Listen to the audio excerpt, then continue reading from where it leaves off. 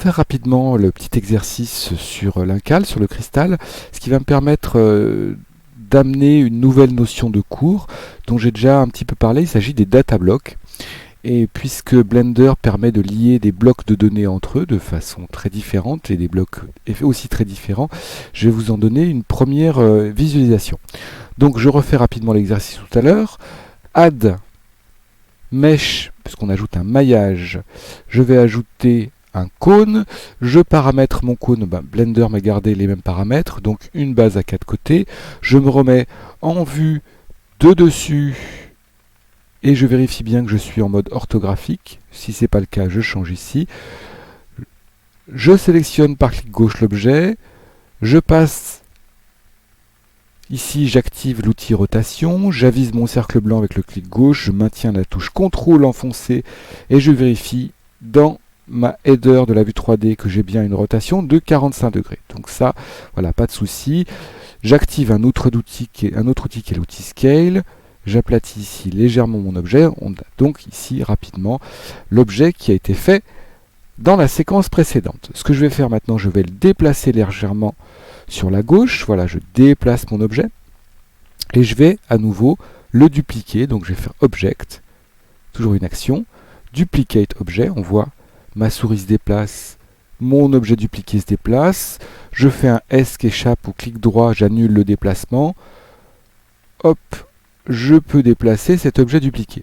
J'ai donc deux objets, et je vais resélectionner le premier, et je vais faire une nouvelle duplication, mais cette fois-ci je vais choisir Duplicate Linked.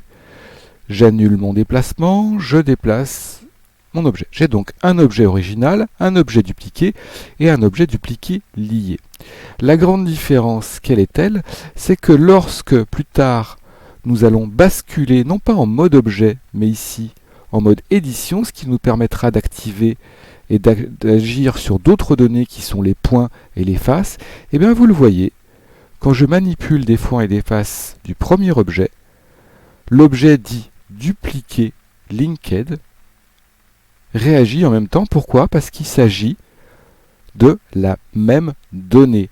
C'est-à-dire que cet objet-là, ici, dans la scène, est ce qu'on appelle une instance pour une collection de données qui sont les points et les faces. Cet objet peut être dupliqué et on dupliquera aussi également ces données. Donc on a deux objets différents avec deux data blocks de données différents, et on peut avoir deux objets différents puisqu'ils sont indépendants en tant qu'objet. Je vais en faire pivoter un, voilà. Par contre, la nature même du data block, du maillage, la topologie, n'a pas changé. Et on peut s'en apercevoir, donc je vais faire un premier tour dans le layout, voilà. Si on va ici dans les propriétés, donc pour rappel, ça permet d'accéder à des data blocks qui ne sont pas accessibles dans la vue 3D, et si je vais ici, voilà, dans les data blocks qui correspondent au maillage, parce qu'on a un objet de type maillage, on verra d'autres objets par la suite, tout en haut de cette fenêtre, vous le voyez ici, il y a un petit menu déroulant qui me permet de choisir le data block pour l'objet que je suis en train d'éditer. J'ai donc un objet qui s'appelle cône.002, on le voit ici, qui est lié à un data block de type cône.002, on pourrait le voir aussi dans l'outliner, mais on regarde ici que le cône 001 est lié à un data block qui s'appelle cône 003. Et si je retourne sur mon data block, mon premier objet, qui est le cône tout court, il est bien lié à cône.002. Donc on a deux objets qui sont liés au même bloc de données et un troisième objet qui est indépendant.